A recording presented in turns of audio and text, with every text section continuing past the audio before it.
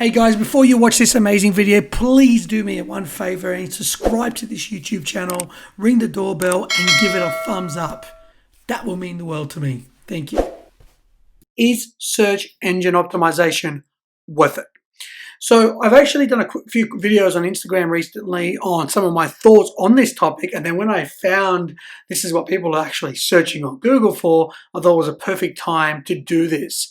So if you've just launched a brand new business and your website domain is new and you're in a really competitive industry like clothing, apparel, maybe law, real estate, jewelry, e-commerce of some kind, and the industry is relatively competitive, then it might actually be a really good idea to potentially scale back your SEO and focus on the masses and generating attention the cheapest way you possibly can and to get clicks. And that's exactly what I'm doing with a second business of mine that I've launched recently called meowexpress.com.au. So Facebook ads and generating awareness about your business, about your brand to people that are interested in selling it may be your best option if your website is brand new and your industry is really highly competitive. Now, what can you do if that is the case yourself, so you're not paying an agency an exorbitant amount of money to basically help you with your SEO when you really are a small business, you're just getting off the ground in a competitive industry? My favorite thing to do is what this video series is also is all about. What are people searching for on Google? So if you go to Google right now and you actually type in, let's say, how to clean, or here's what I use for Instagram, how to paint my garage. What kind of paint should I use on my garage walls? Should I paint my garage walls? How do I prepare my garage walls? If you're a painter and that's what you do, then you have to get into the mindset of, okay, I've just launched a brand new business. We're going to run Facebook ads because this guy, Andrew Glintos over at Amiga Digital, said to do that because my business is brand new. You should run Facebook ads regardless. But I'm going to do that as well. I'm definitely going to do that. But in terms of SEO, what is the best and most efficient way to grow my SEO traffic? And this would be it. The people also ask. And if you're a painter, you're getting into the mindset of, okay, I don't believe other painters are going to be asking questions like, how do I prepare my garage walls for painting? Well, I hope not, right? It'd be a bit worrying for them. Hey, there could be junior painters, so you don't know.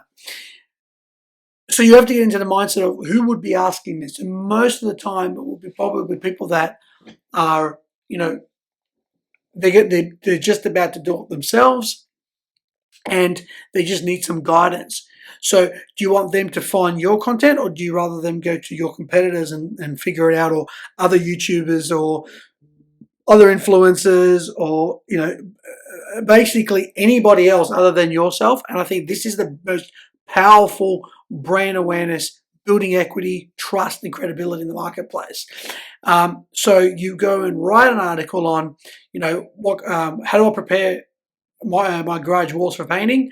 You just write 1,000-word article, and then you build a video on YouTube that's 4 or 5 minutes on your branded YouTube channel, and then you incorporate that YouTube channel into the video. So let's say, how do you prepare my garage walls for painting? You might actually go into like 5 to 10 tips on what to do in that time, what paint to use.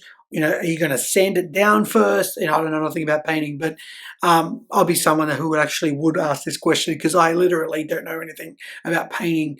So this would literally be, I'll be looking for what products do I need to use, what do I need to buy, do I need to go to, what shops do I go to, and then what you can do on the YouTube video is actually, once you have everything together as specified and laid out in the article, then the video then complements and actually demonstrates exactly what you actually need to do to execute that job.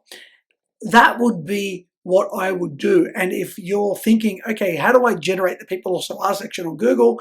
You just got to either write how to or what if, and then maybe if you're a plumber, you put like plumber tips how to, or you could use a service called answerthepublic.com, answerthepublic.com. Use the Australian data and actually pulls it out from the same areas that I like to do it manually, but it's a great answer the public is the easiest way to do it, and you can see the who, what, where, and how type questions around your particular service or product. And I think once you can then, that's a good, an easy place to start to build an in-depth content marketing strategy. It's actually one of the easiest ways. You're building YouTube content that you can plug straight into your content. Now, what does that have to do with whether it's actually worth it? Well, it's worth it because people are asking questions. People are still typing in keywords, questions into Google. So therefore, you need to be creating content. It's that simple. You need to be creating it. Why? Because people are there. If they one day they're not on Google anymore and it's a company called Schmoogle instead, and that's what everyone is searching for, and no one uses Google anymore, hey, guess what? We'll just merge and evolve into that whatever medium that's going to come next. I tell my clients and anyone who listens in sales meetings, sales calls, is that you only really want to use SEO and social media because that's where the people are right now.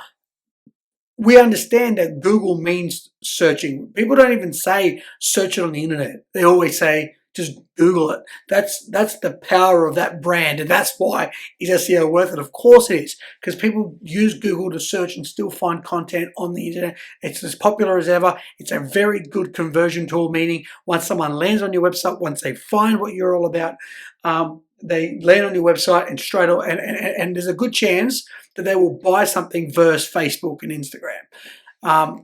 SEO for me is still indisputably the most conversion-friendly marketing platform to date, hands down.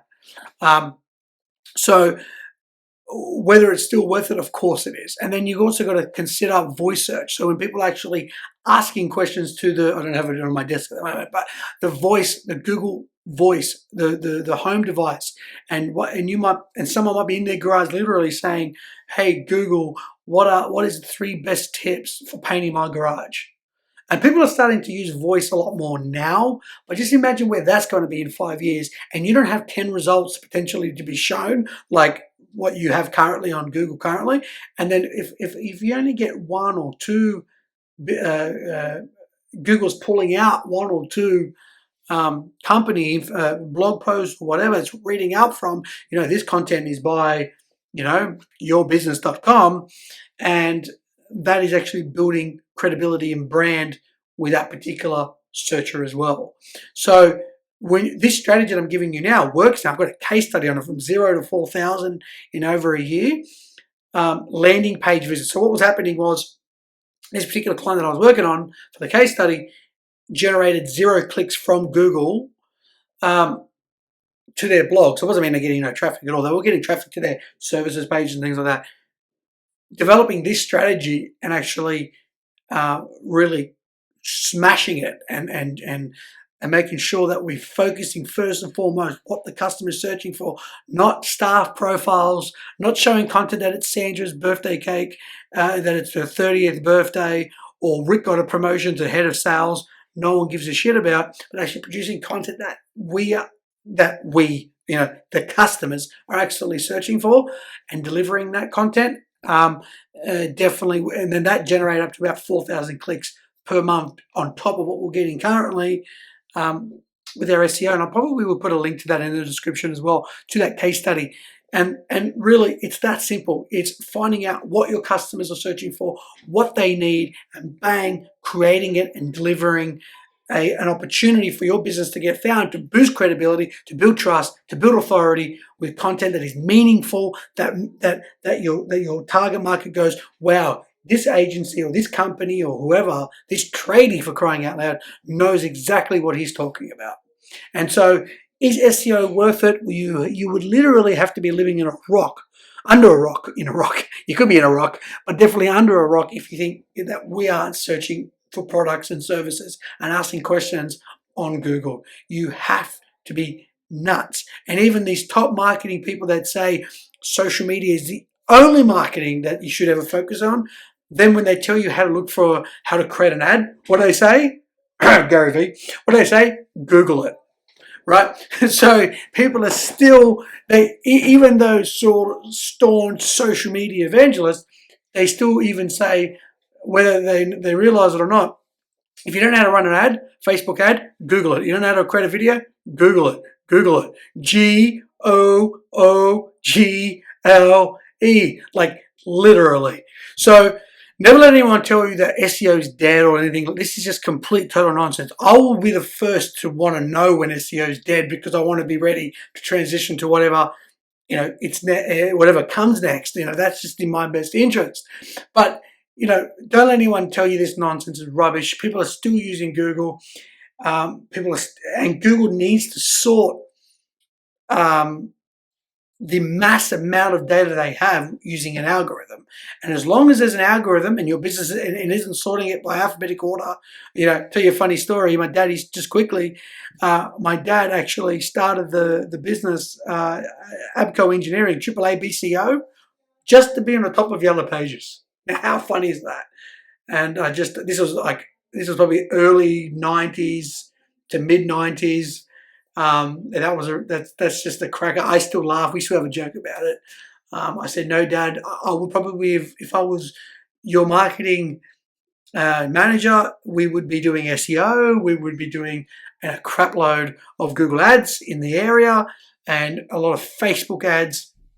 And he was actually a toolmaking engineer, so he could service Australia-wide, but predominantly within Sydney and Newcastle and those sorts of areas within New South Wales. So don't let anyone tell you that SEO is dead. Come on. I mean, unless you want to go back to an alphabetical order system, it's not dead. And if anyone tells you SEO is dead, you can say, this Andrew guy over the Amiga Digital YouTube channel says, you're full of crap. All right, guys, thanks so much. If you really like this video, please do give us a thumbs up and subscribe, and definitely leave a comment. Leave a comment on what industry you're in and actually ask us to help you with some content suggestions based on what industry or what business you're running. Thanks a lot, guys. Have a great day.